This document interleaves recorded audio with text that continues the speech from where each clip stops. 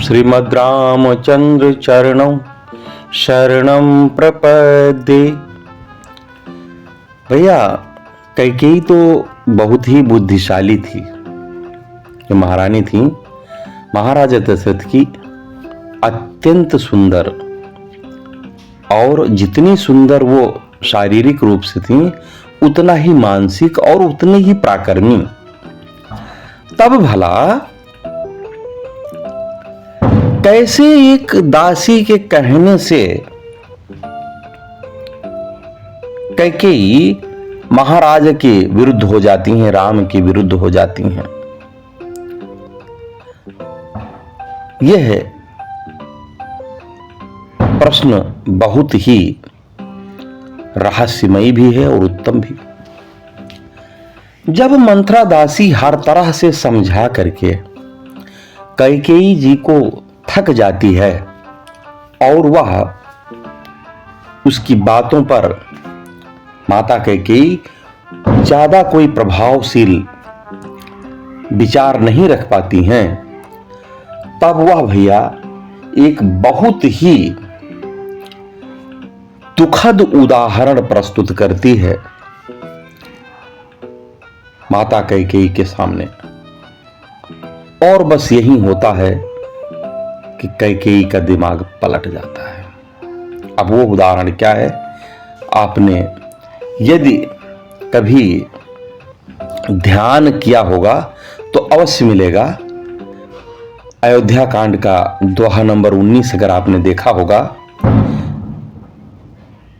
कहती है मंथरा कैकेयी से कि कद्रु बिन तहि दीन दुख तुम्हें कौशिला देव, भरत बंद गृह से हैं लखन राम के नेब। भैया, आपको तो पता ही होगा कि हर माता अपने पुत्र का सदा मंगल कामना करती है और सदा मंगल चाहती है। ठीक उसी समय वह सौतन बनना पसंद भी नहीं करती। और यदि मान लिया सौतन है, अब भाई महाराज दशरथ जी चक्रवर्ती सम्राट थे, जैसा कि रामचरितमानस में आया, उनकी 3 रानियां हैं, तो एक दूसरे की वो सौतन ही हैं। लेकिन मां सरस्वती की इतनी अगाध कृपा थी कि वो एक दूसरे को छोटी और बड़ी बहन जैसे ही प्रेम करती थी। यहां तक बहनों में भी उतना खास प्रेम आजकल तो देखा ही नहीं जाता। लेकिन अगर सौतिया डाह उनमें आ जाए, आहा, तो आपने देखा है एक बहन का घर बर्बाद कर देती है। और यही उस मंथरा ने किया। उस मंथरा ने इतना अद्भुत दृष्टांत प्रस्तुत किया कि उसमें माता कैकेयी क्या, किसी की बुद्धि भ्रमित तो होना ही था। कहती है कि रे लड़की, तूने कद्रु और बिनता की कहानी तो सुनी है ना? जैसे कद्रु ने बिनता को दुख दिया था, कौशल्या तुमको भी वैसे ही दुख देगी। भरत जेल खाना भोगेंगे और लक्ष्मण जो है राम के नायब और सूबेदार होंगे। तो देखो, बार बार अभी तक तो ये कहती थी, अब ये कहती नहीं, कौशल्या तुम्हें दासी बनाएगी। कौशल्या की इच्छा है कि तुम उनकी सेवा करो, आते हुए वो तुमको दासी बनाएगी। और सौत को तो सदा सौत दुख देती हैं। अभी महाराज दशरथ हैं, जब राम का राज्याभिषेक हो जाएगा तो फिर कौशल्या की सब कुछ हो जाएगी। वही जो है भाभी महाराज की माता होंगी और अभी के महाराज की ज्येष्ठ पत्नी है। तो तुमको तो दुख बनता है। कहती है कौशल्या तुमको अपना शत्रु समझती है, उनके पुत्र राम, भरत और शत्रुघ्न को बैरी समझेंगे। शत्रु को स्वतंत्र ना रहने देना चाहिए, अतएव भरत शत्रुघ्न को जेल खाने में जरूर डाल देंगे, अवश्य डालेंगे। देखो ना, कद्रू और बिनता की शत्रुता के कारण उनके पुत्रों में भी परस्पर विरोध है। देखो माता, बिनता का उद्धार तो उनके पुत्र गरुड़ ने किया था, पर तुम्हारा पुत्र तुम्हारा उद्धार ना कर पाएगा। वह तो प्रथम ही बंदी गृह में डाल दिया जाएगा। अतः तुम आजीवन दासी ही बनी रहोगी। और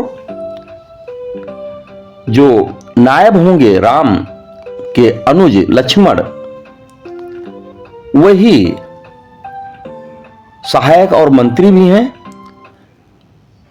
अर्थात अब आपका किसी प्रकार से कल्याण होने वाला नहीं है।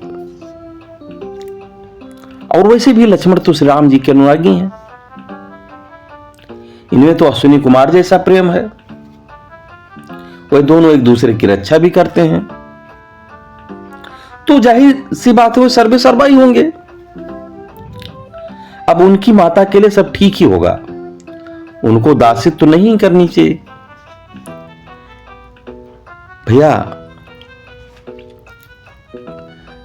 अगर वह कद्रू और बिनता का दृष्टांत ना देती तो ये कहानी इतना बड़ा मोड़ ना लेती। लेकिन वो कद्रू बिनता का दृष्टांत देकर जनाती है कि वहां गरुड़ समर्थ थे। उन्होंने सर्पों से अमृत देकर मेल कर लिया, अपनी माता का दुख दूर किया। सो तुम्हारे पुत्र से होने का नहीं। जब लक्ष्मण नायब होंगे, ये वही जब सलाह देंगे शत्रु को स्वतंत्र नहीं रखना चाहिए। भरत जी बंदी खाने में डाल दिए जाएंगे और कोई नायब के डर से बोल ना सकेगा। तब क्या करोगी? अब आपने तो सुनी ही होगी।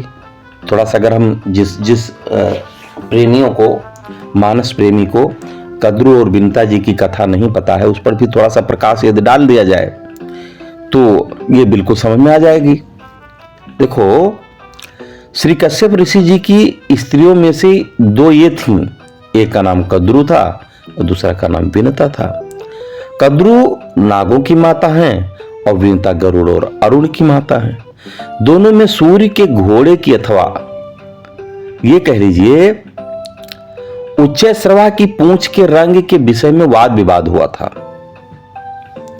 कद्रू कहती थी कि घोड़े की पूंछ काली है, बिनता कहती थी नहीं, सफेद है। अंतोतगत्वा यह ठहरी कि जिसकी बात झूठी निकले वह दूसरे को दासी होकर रहे। कद्रू के पुत्र घोड़े की पूंछ से जा लपटे।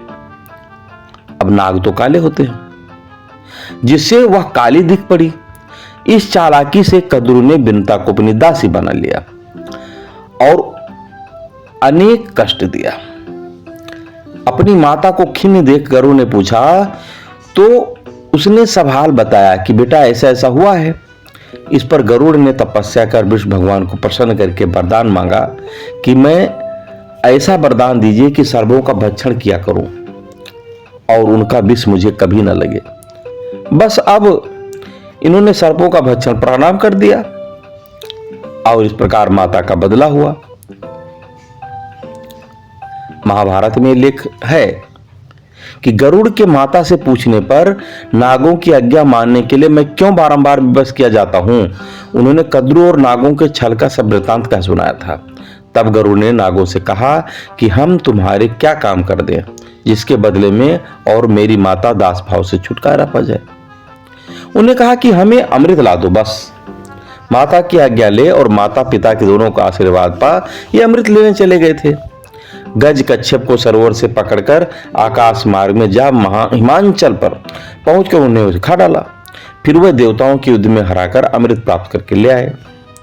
इतनी कठिनाइयों को झेलकर माता को दासी भाव से छुड़ा लिया था। इंद्र ने गरुड़ से मित्रता कर ली और नागों के भक्षण का वर गरुड़ को दे दिया। गरुड़ ने अमृत का घट नागों के सामने लाकर रख दिया और माता को दासित्व से छुड़ाया। त्यों ही इंद्र वह अमृत उठाकर चले गए। नागों को पीने को मिला ही नहीं। जैसे छल उन्होंने किया था वैसा ही फल उनको मिला। वही बात यहां पर जो है मंथरा बताती है, और यही कारण था कि कैकेयी जी विवश हो गई। गोस्वामी तुलसीदास जी लिखते हैं कि कैकेयी सुता सुनत कटुबानी, कहीं न सकें कछु सहम सुखानी, तन पसेव कदली जिम कापी, कुबरी दसन जीव तब चापी। इस पर बाद भी वो बहुत गुस्सा होती हैं, अत्यधिक क्रोध करती हैं कैकेयी पर। ऐसा नहीं है, कहती हैं कि कुबरी की कड़वी बानी सुनते ही वो सूख सी गई, बोल नहीं सकती, पसीना आने लगा, केले की तरह कांपने लगी। और यह दशा कुबरी ने देखा तो दांतों तले अपनी जीभ दबाई, क्योंकि बुद्धि तो फिर गई, बुद्धि फिर गई है।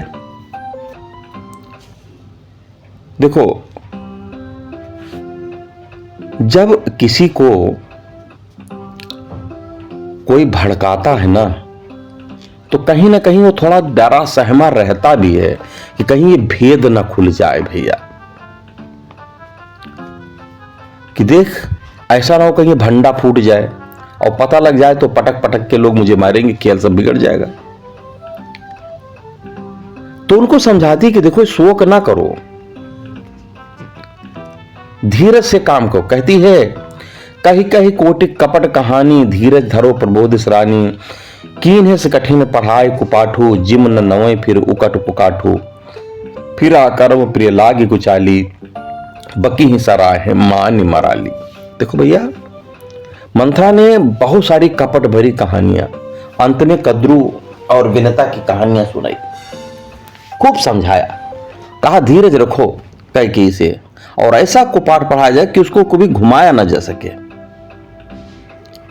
और इतना कठिन उस पर भय और भेद डाला कि वो कुबरी जो है उसको वो हंसनी मानकर पूजे, जैसे कोई बगुली को हंसनी मान ले कि भी सफेद वो भी सफेद, वो ऐसे मानकर उसका अनुग्रह करने लगी, उसके अनुसार कार्य करने लगी। तो भैया, इस कथा से ये रहस्य जो अभी प्रकट हुआ है, इससे आपको भी एक पाठ लेना चाहिए कि कभी किसी के ऐसे, पहली बात तो ऐसी संगत ही ना करो।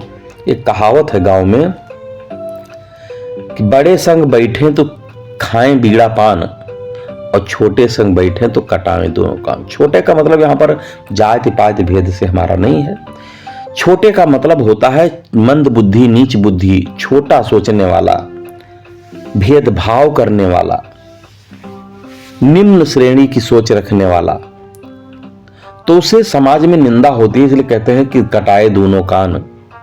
और जो बड़ा है, जो समाज सेवी है, जो दूसरों के हित की कामना करता है, यदि आप उसके संपर्क में रहते हैं तो जाहिर सी बात है खरबूजा को देखकर खरबूजा रंग बदलता है, और आप भी एक दिन सबके पूज्य बन जाएंगे। तो मुझे विश्वास है कि आपको कथा अच्छी लगी होगी। जय सिया राम।